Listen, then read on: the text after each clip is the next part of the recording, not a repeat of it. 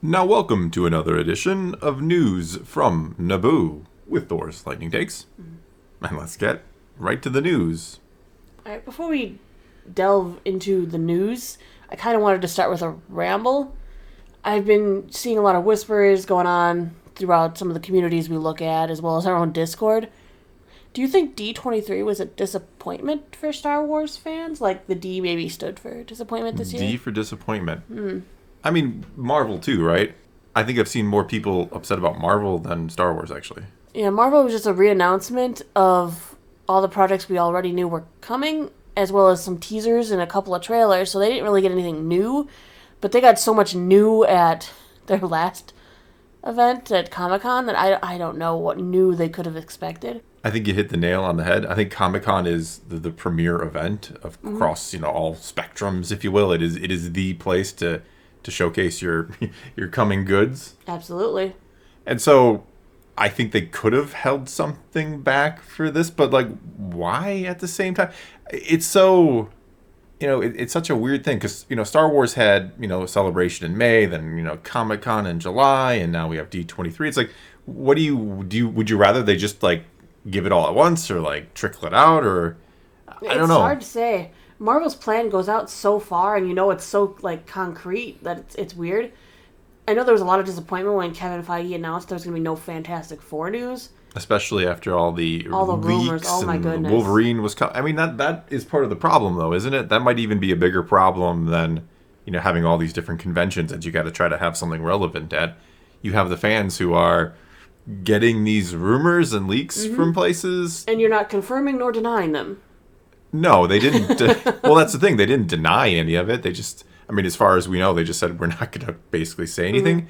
And I know there's already, conspiracies out there. They changed their mind. They were going to announce it, but then they found out it all got spoiled. So they were like, nah, now we're not going to talk about it. And I don't know. It's weird.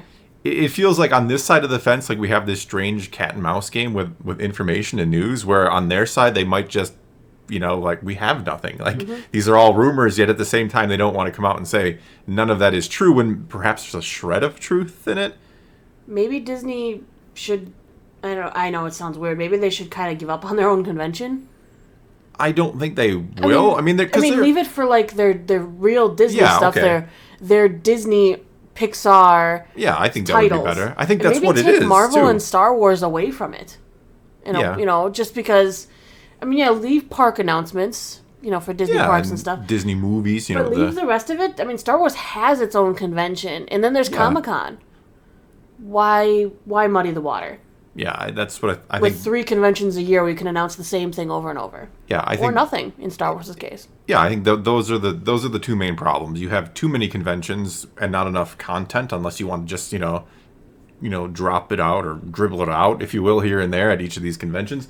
And then you have constant speculation and rumors, which I know we are a part of. We discuss a lot of rumors and speculation and stuff, but that's become entertainment in itself, hasn't it?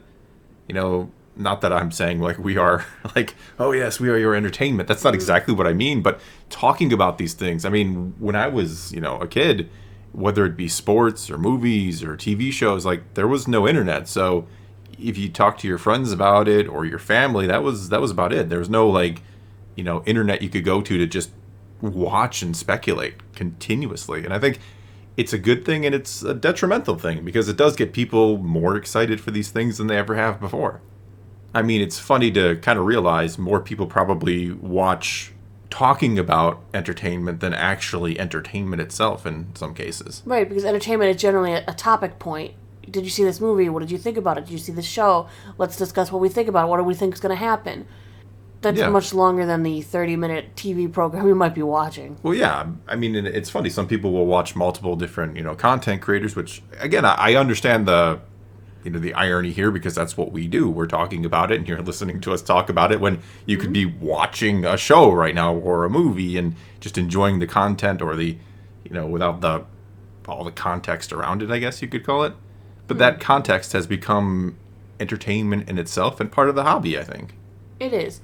It's definitely important, I think, to hear other people's point of views on different things within the universe, on world events, because knowing the more knowledge you have, the more opinions and things you've heard from a well-rounded, I would say, group of people, I feel like the better you can make an informed decision yourself. Yes, but I mean, at the same time, to play kind of devil's advocate, does that influence you too much? Are people, I mean, for example, and I'm not saying this is a good thing or a bad thing, but before shows even come out, we have people who are staunchly against them or just ready to defend them at all cost. And is that a good thing or a bad thing that we have It's people rough, like, yeah. automatically put into these two camps depending on perhaps what YouTubers they follow or what websites they read or what news channel they watch, whatever it might be, that we are just so entrenched in our beliefs before we even get to experience it? Right. I mean, I know I personally felt that with Captain Marvel. Brie Larson said a lot of things before the movie came out. Yeah. And those things influenced and colored my opinion when I went in to see the movie. I wanted to just enjoy the movie, but in my head, I could hear the things she was saying, which painted a picture while I was watching it, and I didn't really enjoy my first viewing. And then I had a second theater viewing. I took my dad, and he hadn't seen any of those things, and just watching it through the second time, I didn't see those things anymore. Not the way that she had portrayed them. So I felt like I really wish I could have seen the movie without her coloring my view of it first, because I think I would have liked the movie in general more than I did after hearing her talk. Well, I think you're right, because, I mean, the one scene that sticks out the most to me is the biker scene where she basically, the guy's like, says a stupid misogynistic thing to her. About smiling or... Yeah, smile, honey, or whatever he said. I've only seen it once, but... And then, she basically steals his bike, and that scene, what's funny is, does that scene even resonate with you 10 years ago? Do you even notice that scene? Or is it just because we talk about that all now, because Brie Larson said all the things beforehand? Instead of being just, oh, that guy's just some... Yeah, he's just a jerk. Just some a jerk. He's a jerk. He's just I was some gonna say jerk he's a outside of a bar. Yeah. Don't forget, we are at a bar. Is he just some jerk outside of a bar? No. He represents all men now. I'm like, no. He's just a jerk outside of a bar. Yeah, which is happens. fine. I mean, she goes into the bar and talks with Nick Fury and ends up, demolishing part of the place. Clearly, he's no threat to her. No, I mean, obviously not. Yeah, he's just, like you said, he's just some and jerk. she brushed him off. She didn't care. But no, I think that's an interesting conversation. I mean, I know we're supposed to be news from Naboo, and we're probably already 7-8 minutes deep. But it's interesting, and then you see some of Brie Larson's recent comments, and you're like, "Is she okay? Is she okay?" And I'm not Brie Larson's biggest fan, granted, but she's a human being, right? Mm-hmm. And we can still, whether you agree or disagree or really don't like her, you can still respect the fact that she's another living, breathing person. And she was like, "Do people even want me to play Captain Marvel?" and all these things, and you're like, "Wow!" To me, what that says is, I know a lot of people, oh, she's just such a bitch and all these things, and okay, maybe she is, but to me it feels like she's just breaking.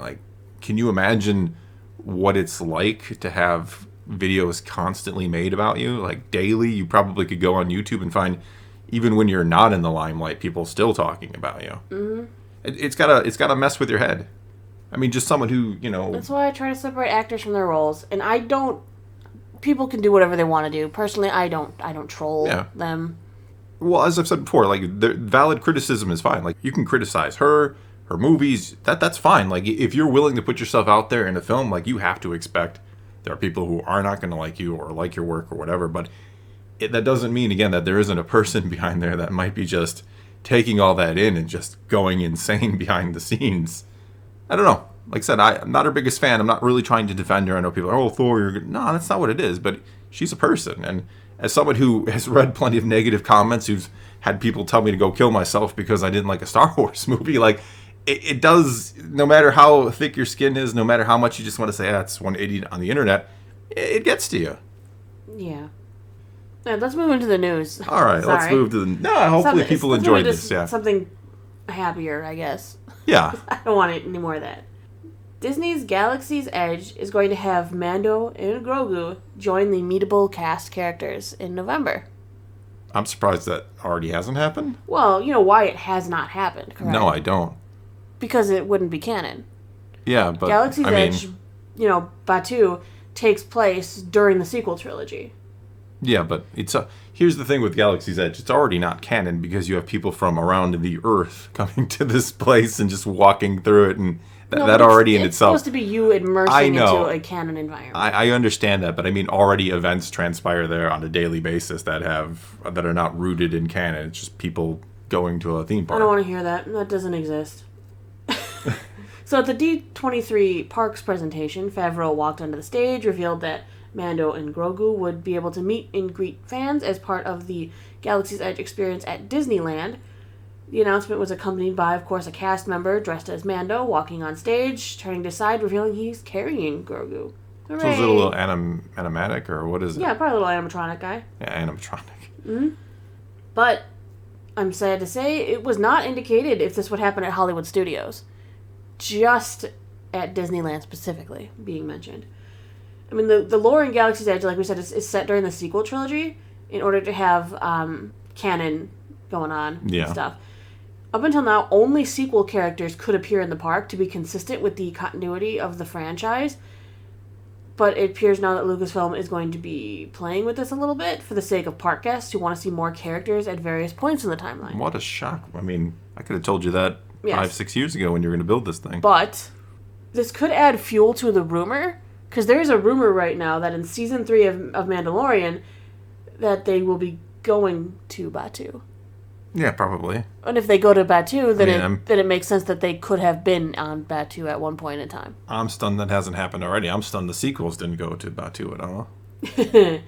Not that they didn't want to, I'm sure. I mean, they did in the books. Yes. Yes. And in the park continuity they did as well, because there is a full story there for... Oh, there's many stories about Galaxy's Edge or Batuu, yeah. Alright, another piece of news from D23. Star Wars Young Jedi Adventures cast Jamaal Avery Jr. and Emma Berman. I forgot that show was even coming. What show? Young Jedi Adventures? Gotcha. Yeah, this announcement came from like a smaller panel, the panel that was focused on like TV for Disney Plus, Disney Channel, and Disney Junior. But now they've cast 2 other leads. Hooray! Young Jedi Adventures is set during the High Republic, represents an era where Galactic Republic is at its peak. Avery will be voicing Kai Brightstar, an idealistic young Jedi who hopes he can follow in Jedi Master Yoda's footsteps. Berman is Nash Durango, a pilot with aspirations to explore the galaxy. Together with a few allies, they're going to learn valuable lessons about what it truly means to be a good person in a galaxy full of danger and adventure. Sounds wonderful. Sounds for children. Yeah, we got our first promo image, though. It's got several characters, including Kai, Nash, and Yoda. Yep. But is it canon? Of course it is. Oh, it is? Yeah. Oh, don't tell me that. This is the first Star Wars animated series created for preschoolers, early graders, and their family. But I have a rule. Animated series, I have a rule about canon. Shorts. That I watch and consume all canon things. I know. I'm going to enjoy watching this with you. We'll do reviews. You're going to enjoy watching me watch it. Yeah. Yes, but it's all about younglings, mostly little Jedi Knights in training, learning valuable skills. Is it like going to be like 3-minute little shorts? No, it's full animated series. I think full length. I already said probably, I probably just zoned out entirely. Yeah, because or else they wouldn't have said it was the first, because they do have the Galaxy of Creatures and the other little tiny shows. Okay. I should have listened. I was just like, oh, goodness. The Jedi in training are going to learn things like compassion, self-discipline, teamwork, patience, friendship. It's going to come spring 2023. We've cast the 2 humans in the image. I want to know what alien race the cute blue thing is. It reminds me of like a blue Ewok. And I want them to show up in all canon from now on, not just kid shows. Serious scene, a lot of people are going to die, and there comes the cute blue thing. Help! And then it dies too? No. Maybe. I would have to, I guess, sometimes. I read a conflicting report that somebody posted somewhere that this wasn't going to be in the High Republic era anymore, that it was going to be in the Mandalorian era, but I think they forget Yoda is in this. Which doesn't really work. The Force Ghost of Yoda? No. He's going to come and mentor Grogu. It all makes sense. Grogu's not in this. He will be. 150 to 200 years or something like that. Come on, how do you not use Grogu in like a straight-up kid's show? I do love how in the image, though, Yoda already looks super old. Well, I mean, he's not young at that time. I know, but you'd think he would have de-aged like in 150 to 300 years. Yeah, should. I mean, he probably looks better than he did in episode 1 before they digitalized him and had the puppet Yoda, and he just looked creepy and weird. And I think that's all the news I got then for today. That's it? That's why you wanted to ramble before, because the news was... Shh, don't tell them I wanted to ramble.